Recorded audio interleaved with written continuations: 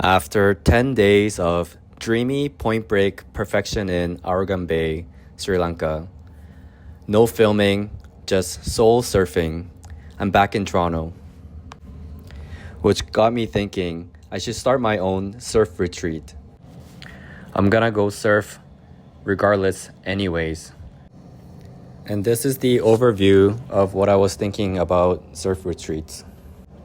My current goal is to find a surfing paradise for me, looking for clean tropical ocean waves. Life back in Toronto means surfing the cold, freezing lake water. It's May 31st, and the buoy in the middle of Lake Huron is measuring 47 degrees Fahrenheit, which is 8 degrees Celsius. I got to Kincardine Beach early in the morning to be greeted by small waves that barely looked surfable. The next move was to check out Goderich, Ontario, 40 minutes south of Kincardine, to skate with Steve at Surf's Up Eco Shop, where they had an epic indoor skate ramp.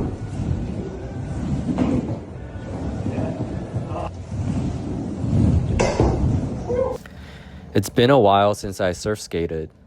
Why? I was refusing to surf skate. Many surfers and coaches are great surf skaters, but many surf skaters are actually terrible surfers. Despite being able to surf skate decently at a ramp, I was a terrible surfer last year. I'm a better surfer now, so I was hoping that my surf skating experience would also be better. As soon as I got on the skate ramp on a surf skate, I did not feel comfortable. It felt nothing like actual surfing. When you try to weight your back foot, the surf skate often slides out and punishes you for correct surfing mechanics. So I decided to practice wave key instead.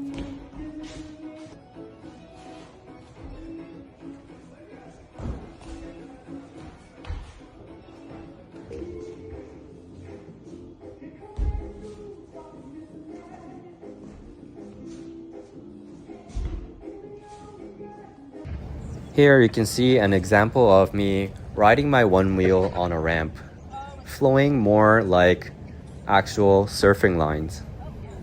I'm able to actually ride the face of the wave, performing real surf maneuvers such as bottom turn, top turn, and cutbacks.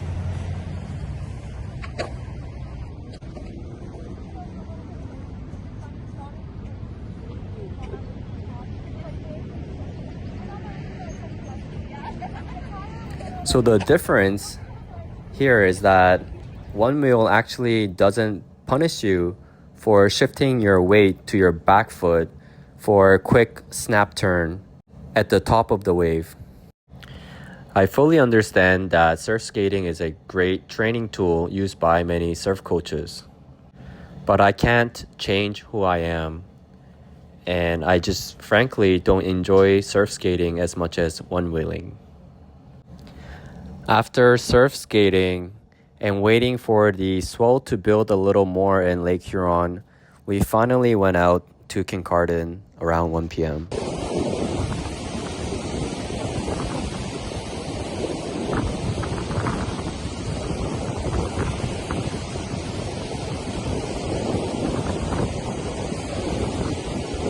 The reason why I decided to ride my 510 Seaside is because the waves were extra small at Lake Huron. But the truth is that I never really enjoyed surfing my 510 Seaside, which always felt like a big boat. That's too much volume for my weight at 5'8", 135 to 140 pounds. This board does not even fit under my arm, and frankly, this was the last time I've surfed it before finding a new happy owner. One way to look at a surfboard volume is to think of tire pressure. Too little volume is like a flat tire. It's sluggish and hard to get it going. However, too much volume can be bouncy and chattery, especially in windy conditions like the Great Lakes. After breaking up with my first hardtop board, the 510 Seaside, I got onto my favorite sword in the lakes, my 5'7" Aipa Dark Twinn.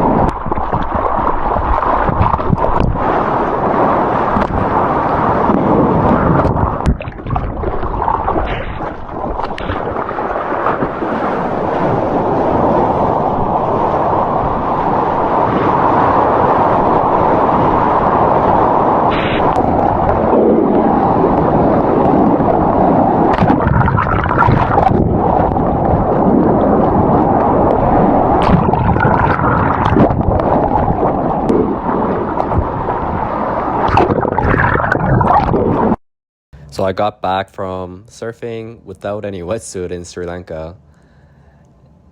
And I kind of see wetsuit as my training tool. Once the training weights come off, surfing in tropical conditions, you feel like flying.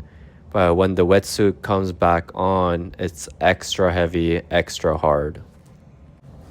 Human bodies are designed as delta sensors, and we can only detect the changes.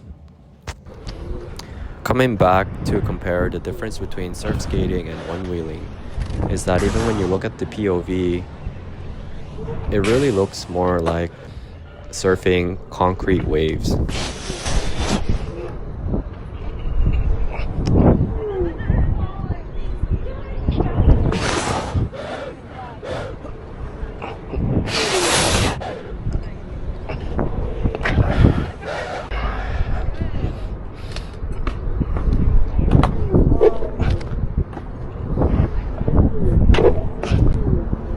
Considering that my one wheel is around 30 pounds, which is at least 5-6 times heavier than my surfboard, it's a real leg workout to be able to push this 30 pounds of mass up on the concrete wave.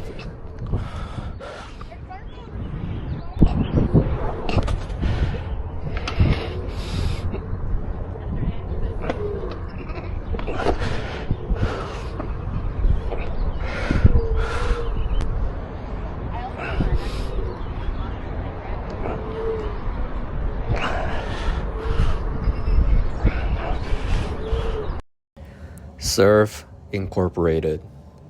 I'm sorry, there's nothing that feels like surfing, being one with the wave. Onewheel comes pretty close though. Future Motions technology has given me the ultimate land surfing toy. Surfing is better on rail, on the right side at the right time. However, you actually don't get a lot of time on the waves to be able to practice being on rail. This is where Future Motions Onewheel comes in, to be able to be on rail at all times on land. To be on rail, you gotta lean in, compress into the rail. Press and hold onto your rail, letting it take you up the wave. You're letting the rails do the work for you. One way that I've been looking at surfing recently is that it's just a dance, a rhythm of compression and release of energy and momentum.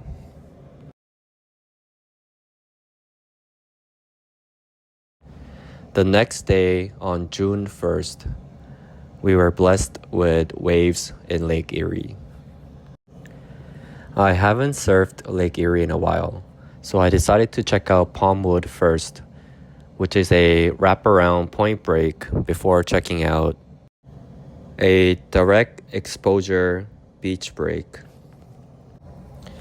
Surfing small day at Palmwood felt like a trap.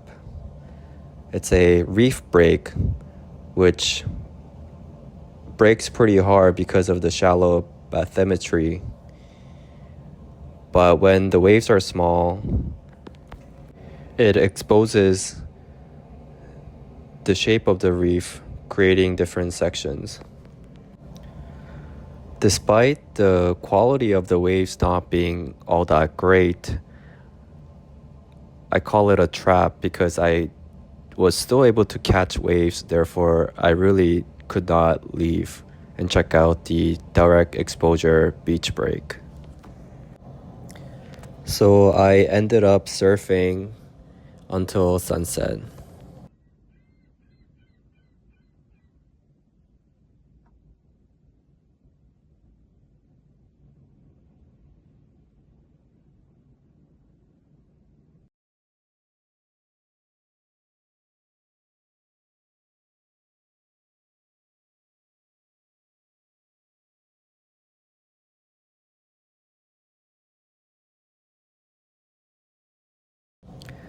Earlier in the video, on May 31st, surfing Lake Huron, I was still wearing a 5.5/4.5 mil wetsuit with a 7mm mitts and 8mm round toe boots. I knew Lake Erie would be warmer because of how shallow the water is. The average depth of Lake Erie is only 60 feet. Therefore, from an accumulator point of view, it can accumulate heat energy rather quickly compared to other deeper lakes such as Lake Ontario or Lake Huron. Knowing this, despite the buoy at Lake Erie still being down, I decided to wear a 4.3 Billabong wetsuit with a 4mm gloves and 3mm split toe booties. The beauty of surfing is that everyone has different styles and preferences. My very own lake surfing strategy is to maximize one great turn rather than chasing crumbling rides.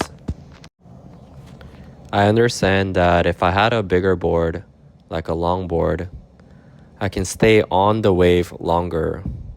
But from my point of view, the return on that is not that great because you're stuck with slow white water.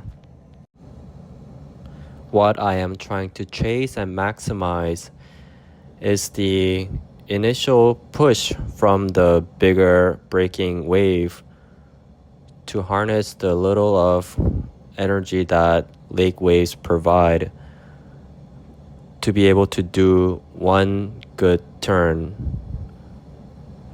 before the wave dies. Do it every day and you become good at it. Why most are good at corporate slavery is because they got good at doing it every single day. Instead, I do a pop-up every single day to keep the doctors away. I have a pretty simple setup with a 5'4" soft top board sitting on top of a $30 slant board that you can get on Amazon. There are a couple reasons why you should be practicing popping up on an angle. One, you would never be popping up on your surfboard flat on the ground or on the water. So why would you ever train or program your subconscious body to pop up flat on your board? Two, it actually takes a lot of core strength to be able to pop up when the wave or the angle gets steep. So being able to practice at home, simulating this gravity that you need to tap into is a good practice.